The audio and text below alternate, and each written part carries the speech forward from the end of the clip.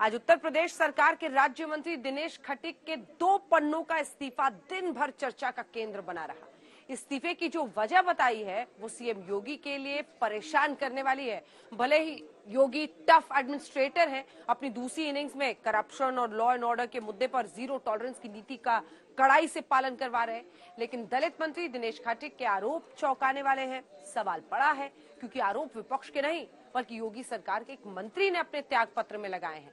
नाराज मंत्रियों की लिस्ट में सिर्फ खटीक का नाम नहीं बल्कि कैबिनेट मंत्री जितिन प्रसाद हो या फिर डेप्यूटी सीएम ब्रजेश पाठक, वो भी मौजूदा सरकार की वर्किंग स्टाइल से संतुष्ट नहीं है। आज मंत्री की नाराजगी को लेकर योगी ने क्या बड़ा फैसला किया है, इस रिपोर्ट में समझिए।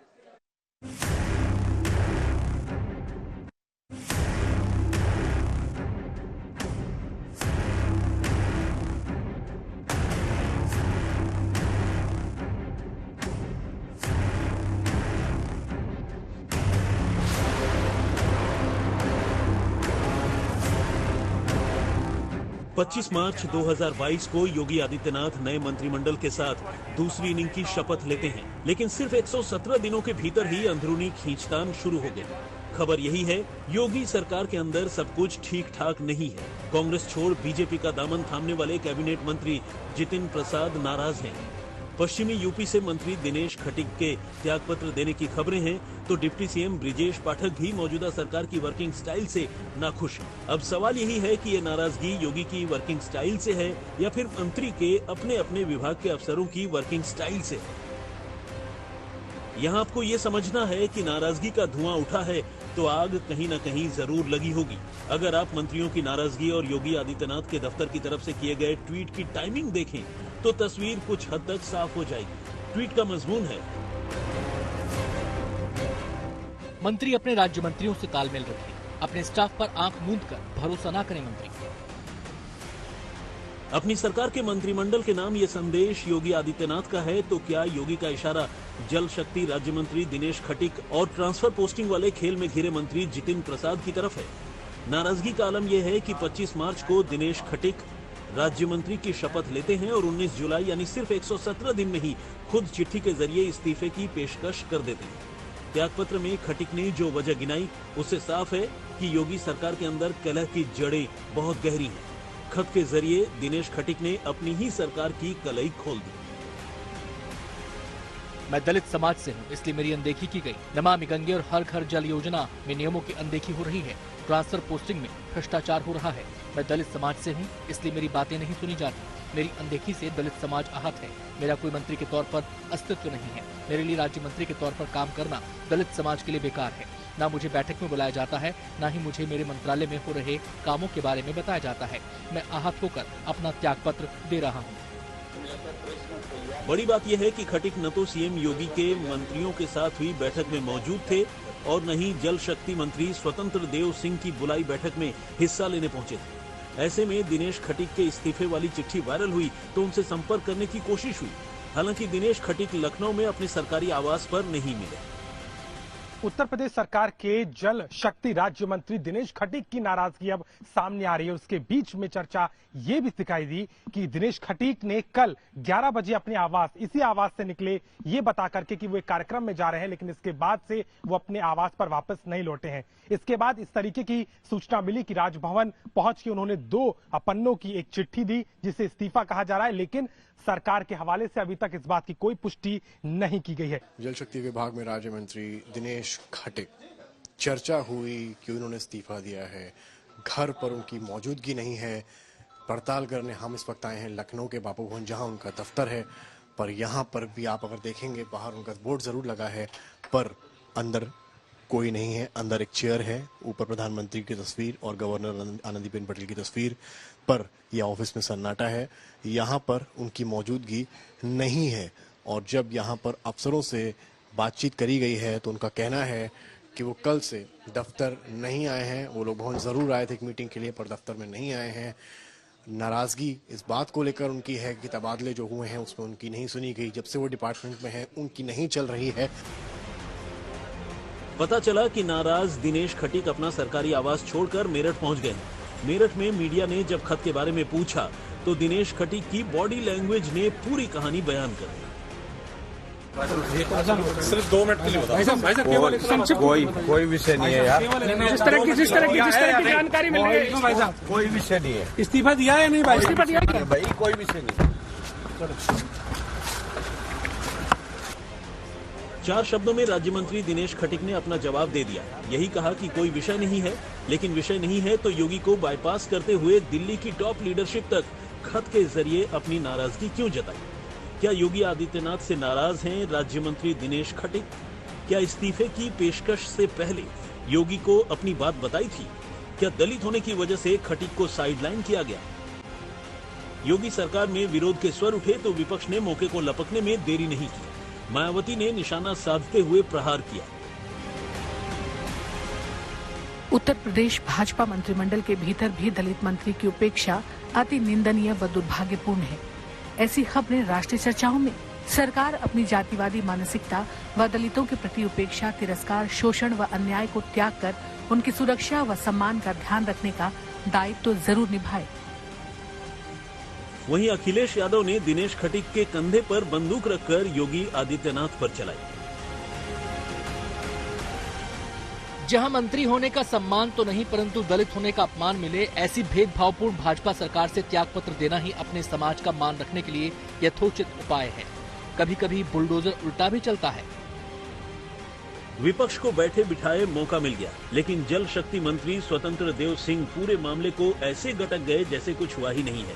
चंद सेकंड पहले तक जल शक्ति मंत्रालय के कामों की लिस्ट गिना रहे थे, लेकिन जब दिनेश खटीक का सवाल पूछा गया तो मंत्री जी कैमरे से भागते नजर आए। 20 मंडल हैं, 550 ग्राम पंचायतें हैं। इन स्थानों पर एक जनगणना में कैसे भूजल स्तर ठीक हो, इसके लिए अभियान सरकार द्वारा हमारे अटल भूजल योजना के तहत बाकी भूजल जो हमारे मनाए जा रहे हैं, जागरूकता फैलाया जा रहा है। सर, दिनेश खटीक नाराज या कहीं की इस्तीफे तक की बात कह दी है? आप पूछ लीजिए, हमें तो नहीं लगता। हम लोग तो कार्यकर्ता बढ़ाते हैं। इस्तीफे की पेशकश कर दिनेश खटीक ने अपनी ही सरकार की मुश्किलें बढ़ा दी हैं, लेकिन मुश्किल यहीं तक नहीं है, क्योंकि पीडब्ल्यूडी मंत्री जितिन प्रसाद भी नाराज हैं। वजह है मुख्यमंत्री के ऑर्डर पर पीडब्ल्यूडी के चीफ इंजीनियर समेत 5 अफसरों पर निलंबन की कार्रवाई। यहां तक कि जितिन प्रसाद के ओएसडी अनिल कुमार पांडे को हटा दिया गया। इसी लिस्ट में अगला नाम है ब्रजेश पाठक का। वैसे तो यूपी सरकार में ब्रजेश पाठक डिप्टी सीएम के साथ साथ हेल्थ मिनिस्टर भी हैं, लेकिन उनके मंत्रालय में तबादले पर तबादले हो गए और उनसे पूछा तक नहीं गया। खबरों के मुताबिक सिर्फ रबर स्टैंप मंत्री बनकर नहीं रहना चाहते हैं ब्रजेश पाठक। ये नाराजगी बीजेपी को भारी पड़ सकती है, क्योंकि नाराज मंत्री नंबर 1 दिनेश खटीक जाति से दलित हैं, पश्चिमी यूपी से आते हैं। नाराज मंत्री नंबर 2 जितिन प्रसाद जाति से ब्राह्मण हैं, बड़े कद के नेता हैं। नाराज मंत्री नंबर 3 ब्रजेश पाठक जाति से ब्राह्मण है, जमीनी नेता है। मतलब ये कि योगी की दूसरी इनिंग की शुरुआत में मिले संकेत अच्छे नहीं हैं। कुमार अभिषेक, लखनऊ, आज तक। इस वक्त हर कोई ये समझना और जानना चाहता है कि योगी सरकार के अंदर आखिर चल क्या रहा है। क्यों 3 मंत्रियों की नाराजगी की खबरें आ रही हैं। इस बीच सीएम योगी ने भी अपने मंत्रियों को नसीहत दे डाली है। योगी ने कहा है कि मंत्री अपने दफ्तर और निजी स्टाफ पर आंख मूंदकर भरोसा ना करें। हालांकि मीडिया के कैमरों पर योगी के तीनों मंत्री ब्रजेश पाठक, जितिन प्रसाद और दिनेश खटीक खुलकर नहीं बोल रहे हैं, लेकिन इनके दिलों में क्या चल रहा है वो साफ साफ पता चल रहा है। आइए देखते हैं योगी सरकार के मंत्रियों की नाराजगी की इनसाइड स्टोरी। ब्रजेश पाठक, स्वास्थ्य मंत्री, यूपी सरकार। जितिन प्रसाद, पीडब्ल्यूडी मंत्री, यूपी सरकार।